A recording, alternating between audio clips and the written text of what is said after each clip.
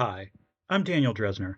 And Anna and I have had a good run, but from here on in, Space the Nation is going to feature nothing but my favorite Klingon slam poetry. Let's start. Kaplach! Kaplach! Kaplach! Muriap! I kid. This will actually be an encore episode featuring our first season discussion of Event Horizon, one of Anna's faves. This is due to a variety of things, primarily travel, in which Anna and I actually got to have our first in-person staff meeting of Space the Nation since before the pandemic. But it was exhausting. Still a lot of brainstorming. We've got a lot of good ideas coming out for the next 6 months. We always appreciate ideas from the patrons. Speaking of which, if you haven't yet, please consider becoming a patron. You can go to our Patreon page at patreon.com/spacethenation. One of the advantages to that is early access to the podcast. It's commercial free. And there's our Discord channel, which is fantastic. And we often answer questions posed there on the podcast. And, if you don't do that, a great way to support the show is to, tell your friends and neighbors, rate and review, all that. So enjoy this encore episode of Event Horizon. Next week, we will be back with The Arrival. And then after that, we'll be doing Idiocracy. Until then, please enjoy Event Horizon and keep this channel open for more.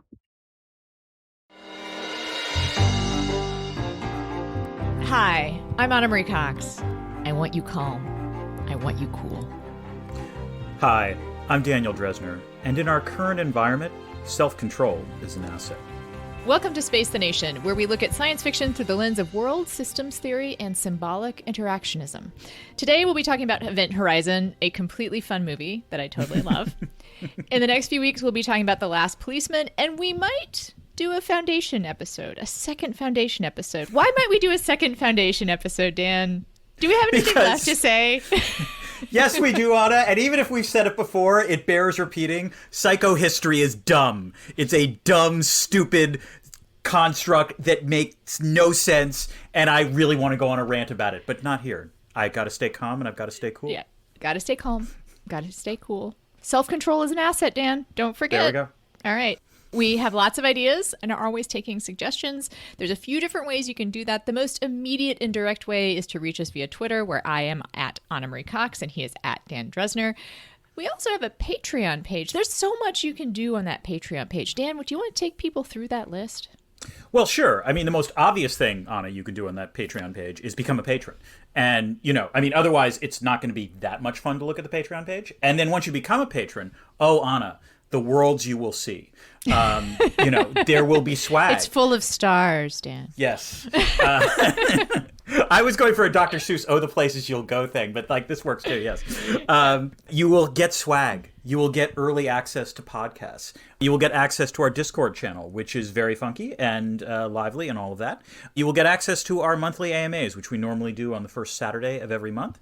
And once we get to 250 patrons, we are more than halfway there, we will do another special patrons-only episode on a topic chosen by you, the patrons, since you are primarily the people listening to this.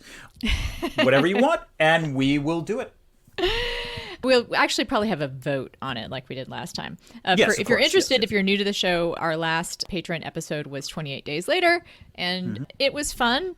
It has some ranting in it. Not every episode has rants. That one has a kind of classic rant. You'll know it's a classic Anna rant. You'll know it when you hear it. That's all I'll say. You'll know it when you hear it. If you're already a patron or, can't afford the scratch right now, another great way to support the show costs nothing. Rate and review us wherever you get your podcasts. And, of course, tell your friends and neighbors. And maybe just tweet about how much you love the show. That would also be good. Dan, why are we talking about Event Horizon? I think we're doing it for two reasons, Anna. One is, and our listeners don't know this, I like seeing you smile, and you smile a lot when we talk about this film. But, in other ways, really, this movie is just like Denis Villeneuve's Dune, in that they are both available on HBO Max, at least for the rest of this month. And beyond that, they really have very little in common with each other. Anna, why are we doing this film? This movie is in my personal headcanon of comfort horror, which is a phrase that doesn't make sense to a lot of people. I would actually say Alien is another one of my comfort horror movies. And it's a horror movie where it's still scary to me. I mean, this movie is completely creepy. I've seen it probably a dozen times, and I still find it very creepy. Yeah. But it also is familiar, and I just thoroughly enjoy both of the movies. Like, I cannot believe that this movie has a 28 on Rotten Tomatoes. I just cannot believe it. And I know, Dan, you like this movie too. I do on it. In fact, there's a way in which I like Alien better, obviously. Alien is the better film by far. But this movie made me laugh more. Now, the question is, did it mean to make me laugh more? But, like, this is one of the stranger movies I've ever seen because I agree with you. There are legit scary things in this film. Things that I do not care to revisit in my brain. Mm-hmm. But then there are also elements of this film that are, I think, unintentionally... Let's go with preposterous. Preposterous is good. Yes, preposterous is a good way of putting it. This is... Let me put it this way. Alien is a near-perfect film. You think it's a perfect film. I think it's a near-perfect film. You know, they're great. This is not a perfect film, but this is perfectly fun. It is sort of familiar to Alien, and also the plot, right? Mm-hmm. And it was inspired by Alien, let's say. And I think of my love for this movie as I love the original of something. Like, I love Alien. And it's like loving an original song and then also loving the Weird Al Yankovic version of that song.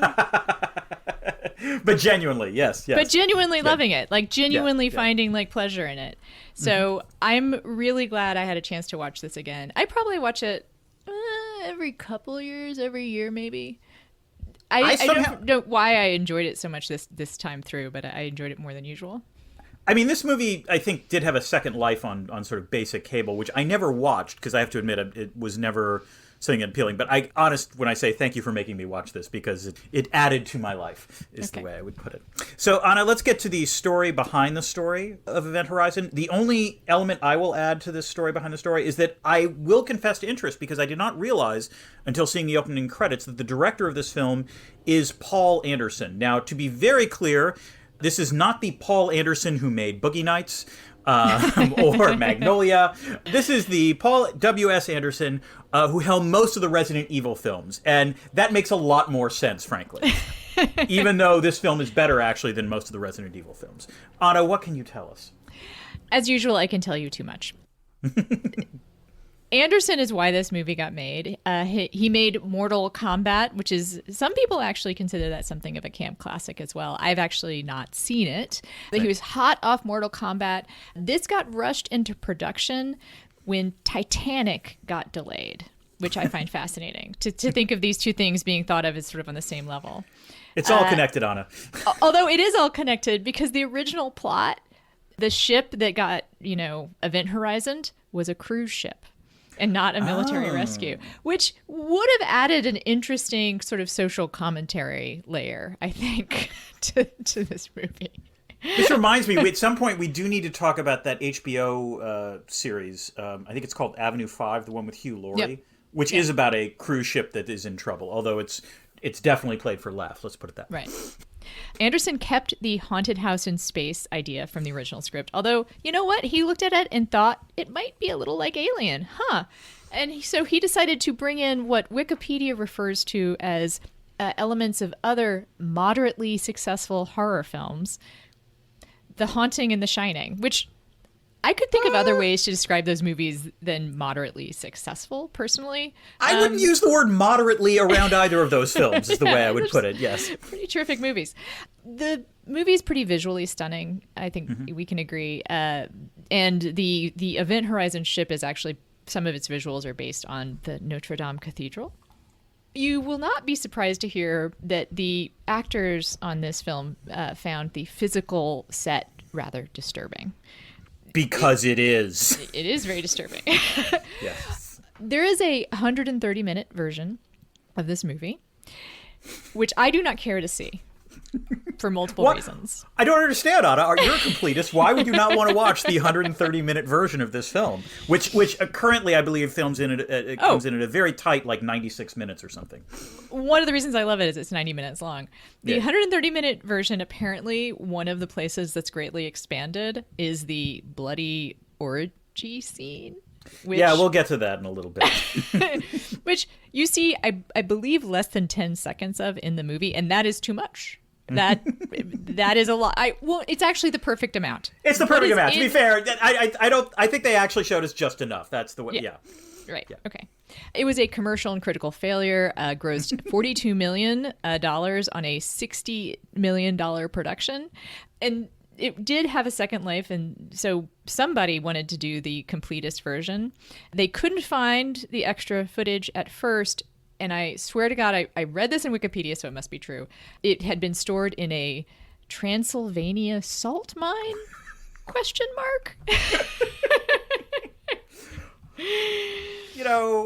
Bravo, world Wikipedia editors. Bravo. I don't know. And I guess the footage that they eventually found was obviously stored someplace else that wasn't a haunted Transylvania salt mine. And Dan, guess what? I have one more thing to add about this movie. Yes. You tell, Anna? There's going to be a TV show. Of course there is.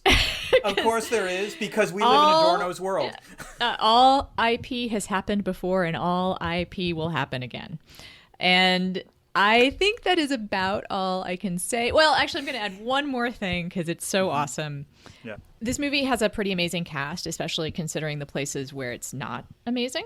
And the cast includes Jason Isaacs.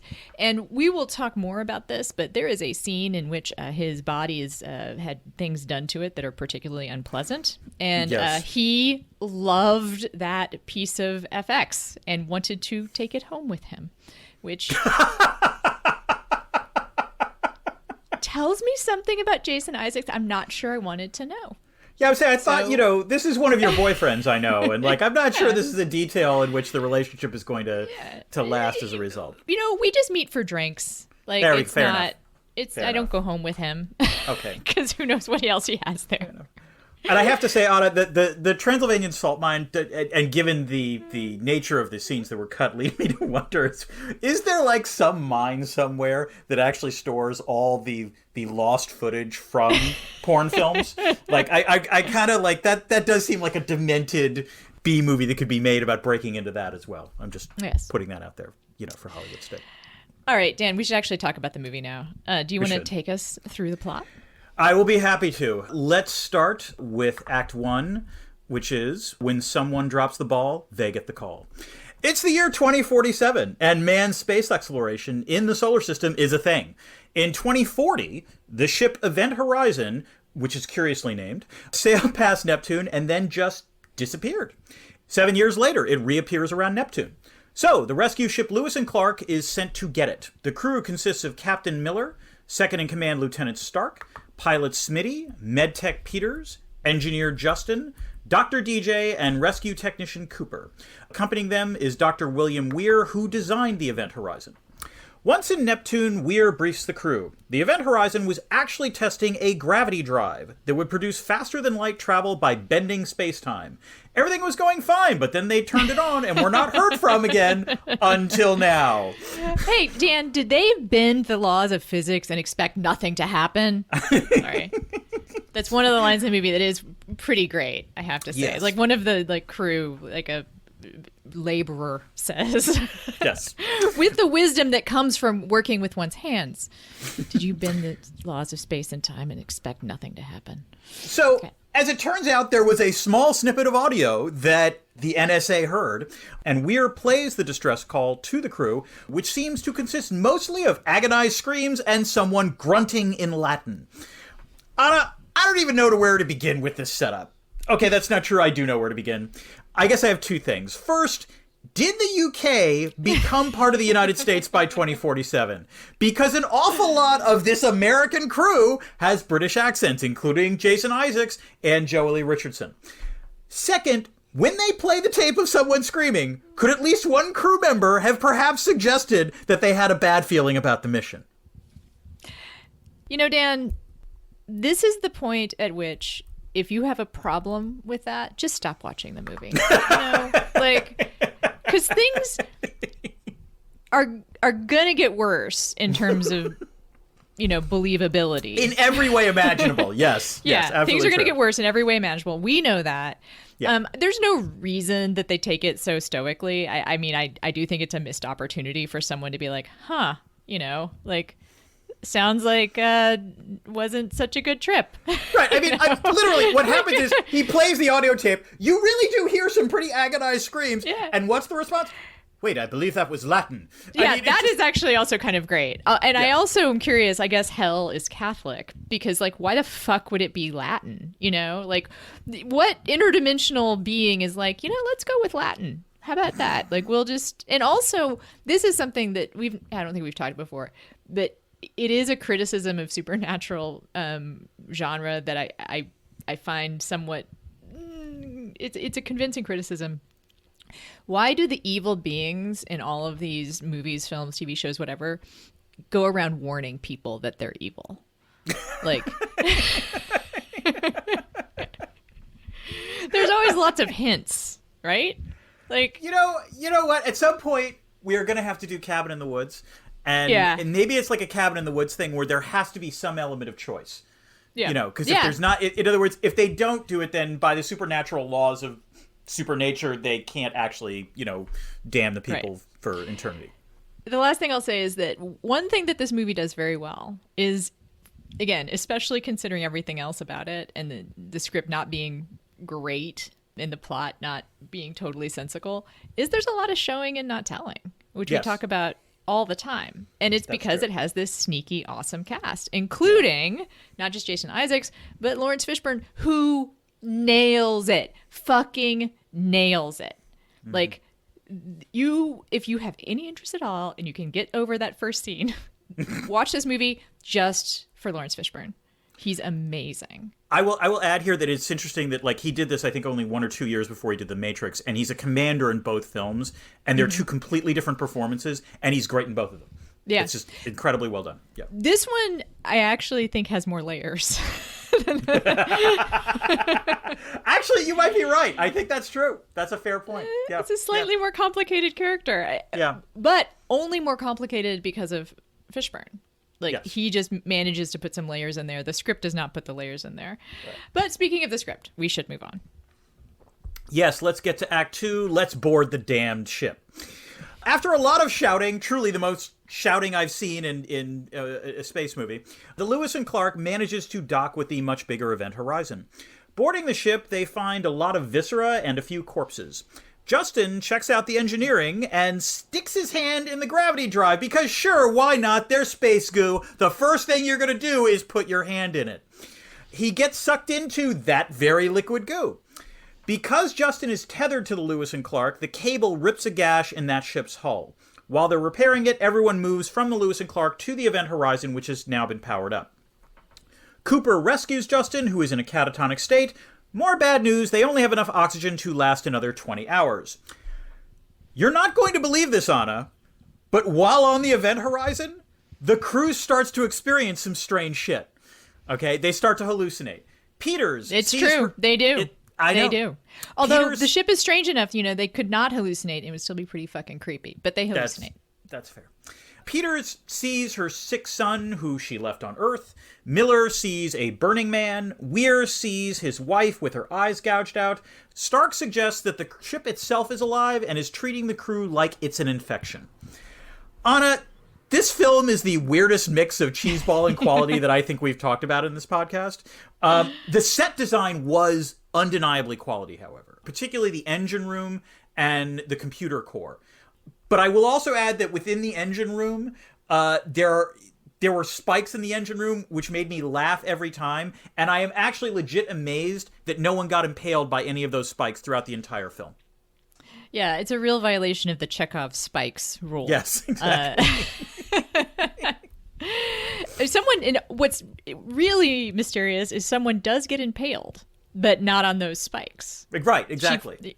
It's a spiky misdirection, you know, like it's a spike misdirection. Yeah. I agree about the set design and that being one of the highlights of the film. The engine room is intensely spooky, and I would say that's because it manages to combine both sci-fi elements like high tech, and it seems somehow ancient and mystical, because it does feel more Lovecraftian than it feels like sci-fi, really. So in some movies we see there's a lot of trouble given to making like a science-y explanation for something, and that happens. That happens in this movie, but that Lovecraftian element, I think, is actually what makes it super spooky. Yes. And I think Sam Neill manages to play his character as though there might be something slightly, I don't want to use the word other, well, I guess otherworldly would be the right word. That he's done something that it's like he sold his soul or something. You might say, but it really he manages to give it that vibe. That something is going on here that's not just science. Like it is mystical. I do think that don't touch the weird space goo should be something that more plots at least, again, acknowledge you should not do that that's a bad idea. I'm going to go further than that. I would argue that all space ships should have that on a plaque at somewhere in the ship. It's just, never touch the weird space goo with your hands. Like, do something else with it, but just don't touch it. And you hit upon it. This is a mixture of cheese and quality. And I happen to have seen a couple of other cheesy movies lately. Actually, we just talked about Waterworld. And for the Stephen King podcast, I do sometimes, we just talked about A Return to Salem's Lot, which has nothing to do with the original Salem's Lot. And, we agreed Waterworld is terrible. I thought A Return to Salem's Lot was going to be terrible.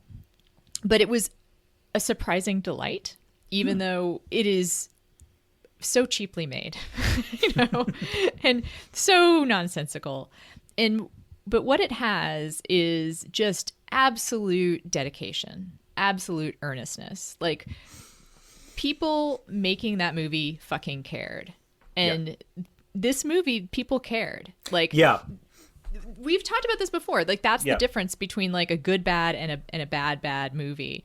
Is yes, a good bad movie, the caring people will have blind spots, let's say.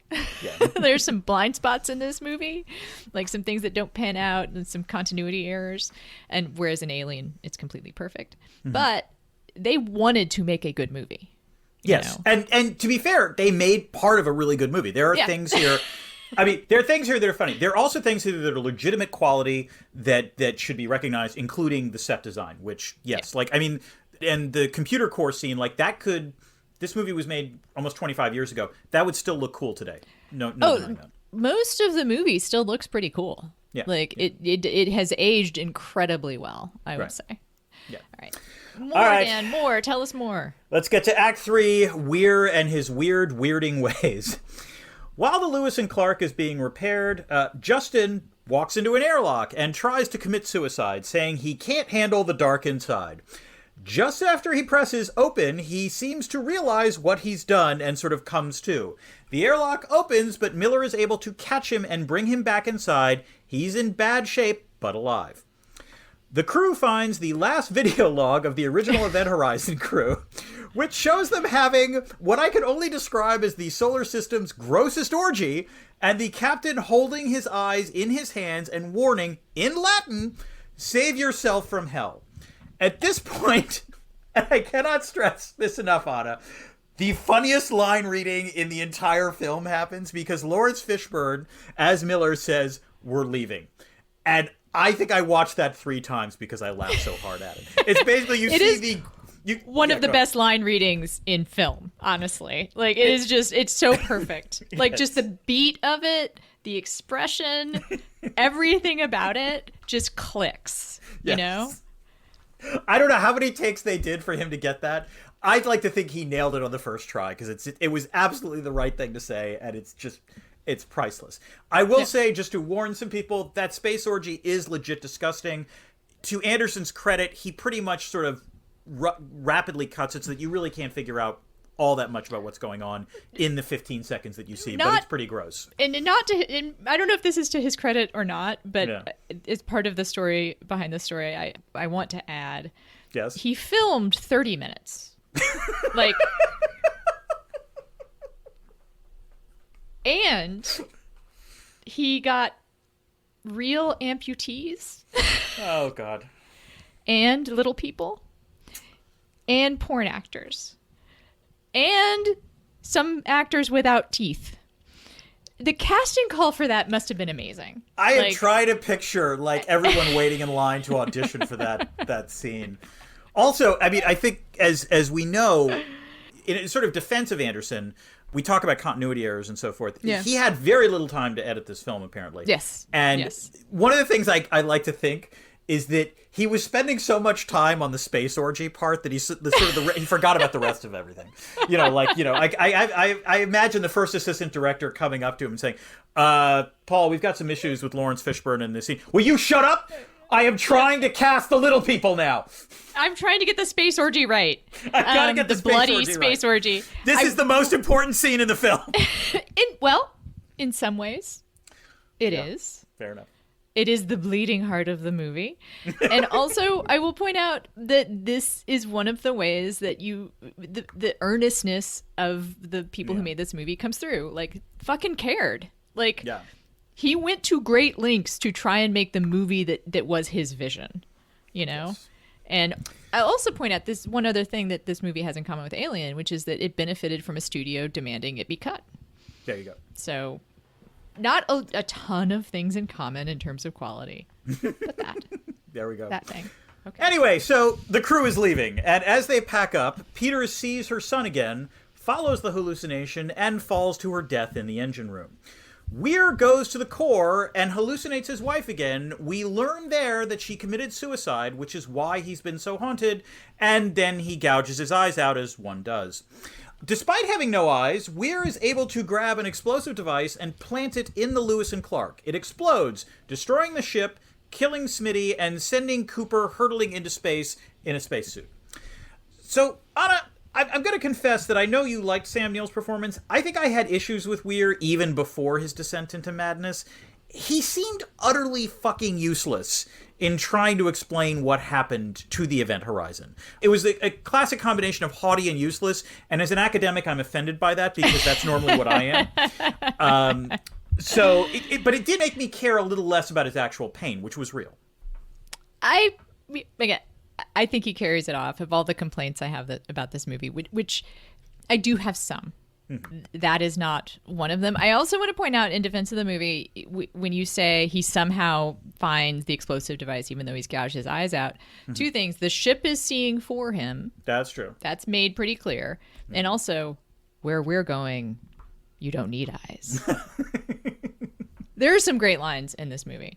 I do want to share one of the things I don't like about the movie, which is when Miller tells Peters to protect herself when she's down in the med bay, she picks up a really scary looking surgical saw that's just lying there. Like, it's just, there's a set of like really scary looking surgical tools that are sparkling clean.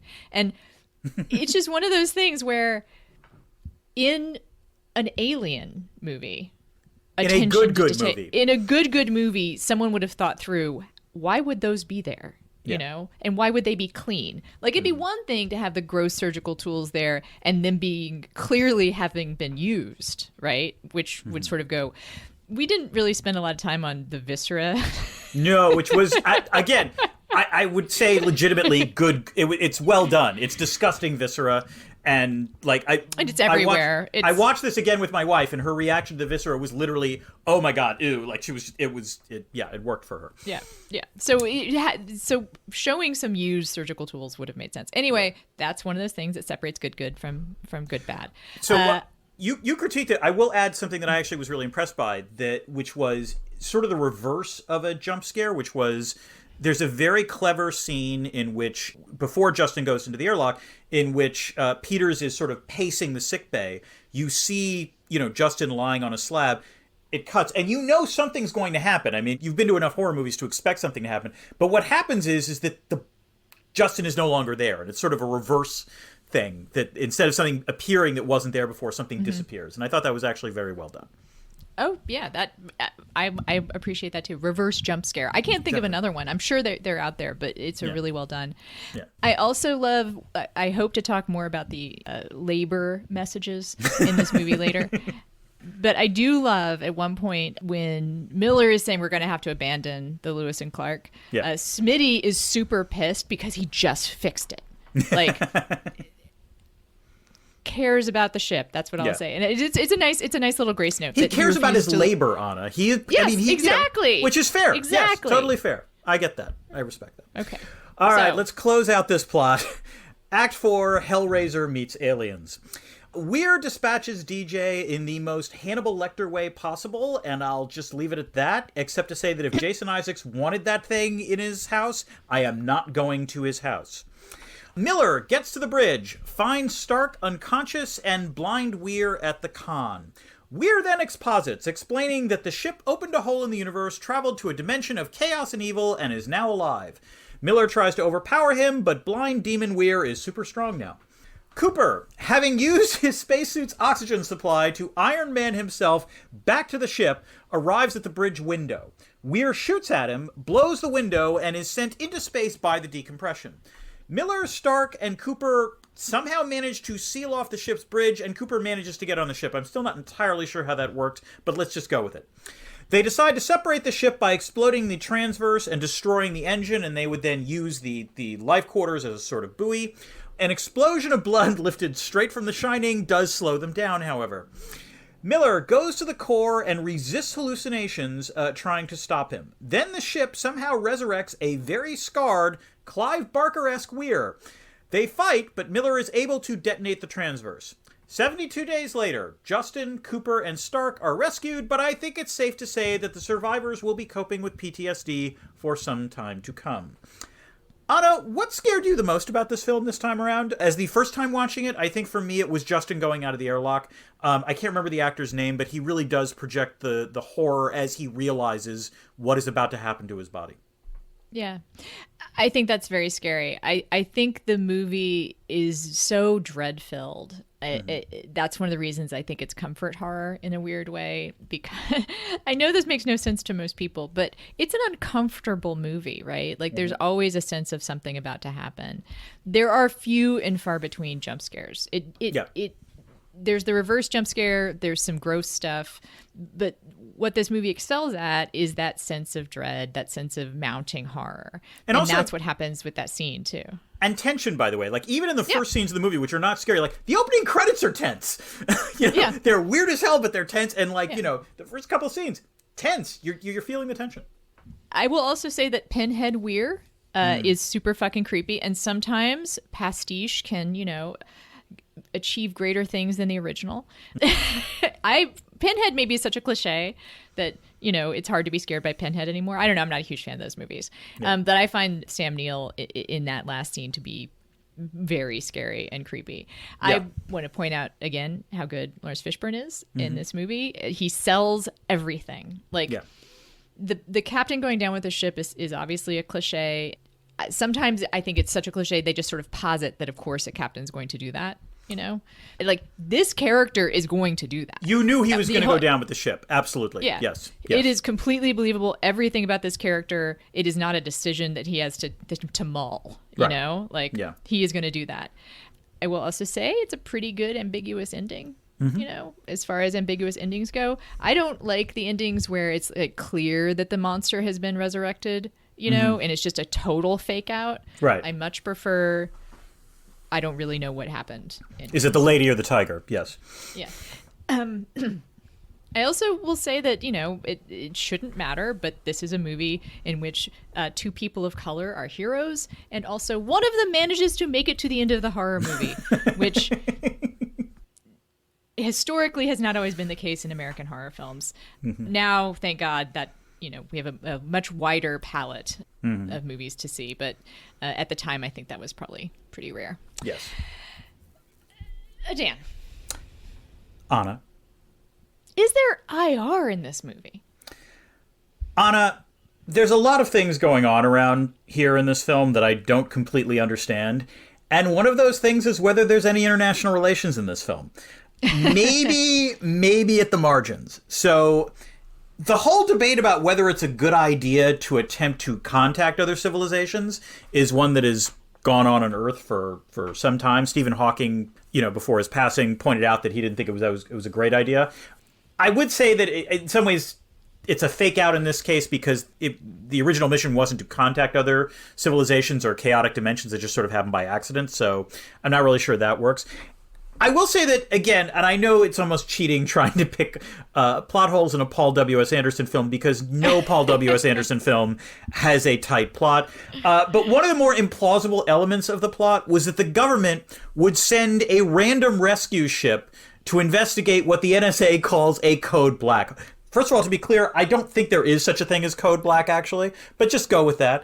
Okay. But whatever the fuck it is, if the purpose of the event horizon was that classified, and yeah, I would say the gravity drive, given what was supposed to happen, is pretty classified, the rescue would also need to be classified as well. And presumably this wasn't a case where like they would have sent a rescue ship expecting, oh, it's not going to succeed, so it doesn't matter, they're expendable. They need the data, if nothing else. They're sending the guy who designed the damn ship. Presumably, they want people to survive, in which case those people know things, and you therefore only want to send people that are within the NSA. That's the part that made zero sense to me at all. Well, also maybe like you send SEAL Team 6 and not like what appears to be like a fairly, work-a-day crew. Right, a competent crew. Like, I don't mean to. They're totally competent. I'm not begrudging the Lewis and Clark in terms of competency. For me, it's literally their classification. Like, do they have top secret SCI clearance or whatever the hell they would have in 24/7? Dan? Are you asking if they have Q clearance? Yes, exactly. Q. There we go. And I don't think they do. So I'm just saying that part made no sense to me, which sort of gets at the level of international relations that this film deals with. This film is good in many ways. It is not good in the international relations department. But Anna? Dan? Did you find a way to point out the evils of capitalism in this film? Dan? Yes. I am home. Which might be Weir's creepiest line in the entire film. It is so good. It is so good. I think this movie has a lot to say about capitalism. I will say the fact that it was not a success in itself, to me, speaks badly of capitalism. Damn you, market! Damn you! And though I said earlier that sometimes pastiche can succeed beyond the level of the original, the mix of source material here is something that our pal Adorno would probably not be surprised by. No. And bemoan because it's not original, right? Mm-hmm. But this movie picks up a big thing from Alien besides the basic plot, which is that the crew is distinctly working class, right? Mm-hmm. And obviously, Weir is management. Yes. His explanation for why things are the way they are is opaque. Mm-hmm. And when the crew organizes against him, he resorts to violence in order to continue to extract their labor. And he does objectify, the labor. There's no denying that. Yes. That's true. The crew then seizes the means of production in order to defeat him. But then, as I said about the ambiguous ending, capitalism reemerges again. Unkillable. Eternal. Hell, you might say.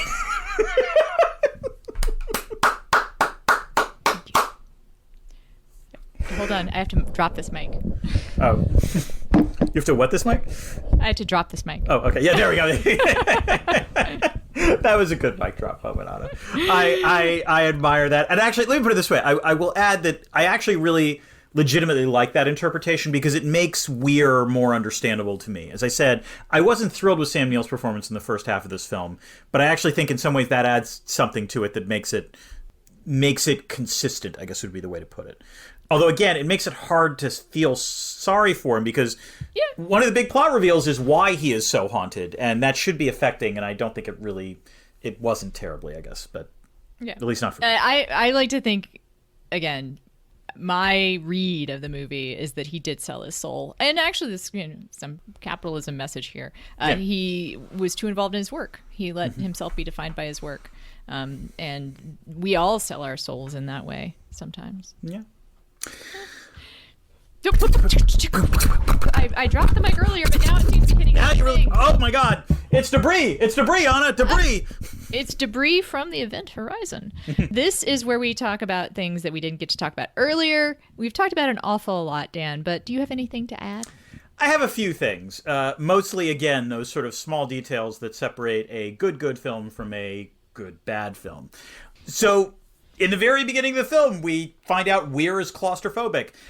That seems like a really big problem before you decide to put him on a tin can in space. I'm just saying. Also, never comes up again. Yes, it never comes up. So, like, you know, I don't even know why you had to say it. Wasn't necessary. You didn't have to say he was claustrophobic.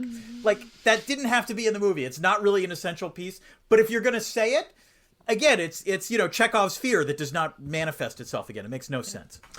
Also, again, not their fault because of when this movie was made, but apparently they're using CD-ROMs in 2047 to record logs. I find that slightly implausible. And I will close by noting that as cheesy as some of this film is, and as you point out, the best parts of this film are the supernatural ones. They don't really talk about the sort of hard sci-fi all that much. Interstellar basically ripped off the scene in this film where Weir describes the gravity drive, where he takes the piece of paper and like puts a pen through it. And so I like the idea that this film, which is a pastiche, as you say, of other films, winds up becoming part of, a greater film or what is considered a better film. All right, I have some stuff, mostly very small things. One is we see Weir shaving with a straight edge razor at the beginning of the film. And it comes up again. And it did prompt me to think, though, has there ever been a straight edge razor in a film that does not come up again? That's like just someone using a straight edge razor. Does anyone just use a straight edge razor? It doesn't later become a suicide, vehicle, or someone cuts themselves because of some evil thing making them cut themselves. I mean, they're inherently scary. It's true. I have two things to point out here. The first is that this movie actually contains a lot of those things, of like something that you see that does not recur, which in some ways can be slyly like subversive in some ways, but there are other things where you want to see the delivery. But I think more important, speaking as a man, no one shaves with a straight razor. Yeah, right. Right. It is horrible to shave with a straight razor. It's really fucking dangerous. There are lots of easier ways to shave your face pretty close without needing the straight razor. And for the love of God, why would you do it in 0G? Why would you do it in space? That makes no sense to me. And I get the horror element, so that's fine. But again, men do not shave with straight razors anymore. Sort of speaking of anachronisms, I'm always amused when cigarettes still exist in the future. I mean, sometimes I think, well, maybe they've just solved cancer. That could be one reason. And speaking of knives, we did not mention this when we were going on about how great the set design is, but there is a set in the movie where in order to get to the super creepy engine room, you have to go through a super creepy tunnel where you're surrounded by rotating knives. And there is a hand wavy magnetic knives, and there's a hand wavy explanation for this. Although that is a fail again. You see something really creepy, and it never comes up again. If you find that magnetic knife tunnel cool, just appreciate it when you see it, because no one's going to get hurt. However, yes, it was the inspiration for the Galaxy Quest Chompers scene. Oh, the pointless, dangerous piece of a ship. Like a part of a ship that's pointlessly fatal. I have to say, I like the meta thing, because in Galaxy Quest, if you remember, it's Sigourney Weaver's character who says, this makes no sense. This show is badly written. And so I do like the idea of Sigourney Weaver commenting on something inspired by a film that was inspired by her breakout role. Yes, culture is constantly manufactured. There you go. And yes. I will also say, we mentioned the film is 90 minutes long. Mm-hmm. It's just it never happens much anymore. I'm always kind of looking at film times now and being like, all right, I guess I'm going to have to plan for dinner before, I mean, I loved Dune. I did. Mm-hmm. It is a very long movie. It's a long film. We maybe need to get back to having intermissions, Maybe. So I watched Eternals recently, and I would have said the same thing. Very pretty to look at. Not the best film, but mostly what I thought was that it was long. So I think that's about all we have to say about Event Horizon. If you have not seen it, I am sorry for any spoilers, but you should see it. It's available on HBO Max. It's available on HBO Max, and it is just a ton of fun. And I'm really glad that you enjoyed it, Dan. It's a pleasure to like introduce someone to this movie, because although it has a cult following, I think The Ringer listed it recently on a 25 movies that are secretly good or something like that. It doesn't have the following it deserves. A lot of people just have heard of it only in that, it's bad. Right. Yeah.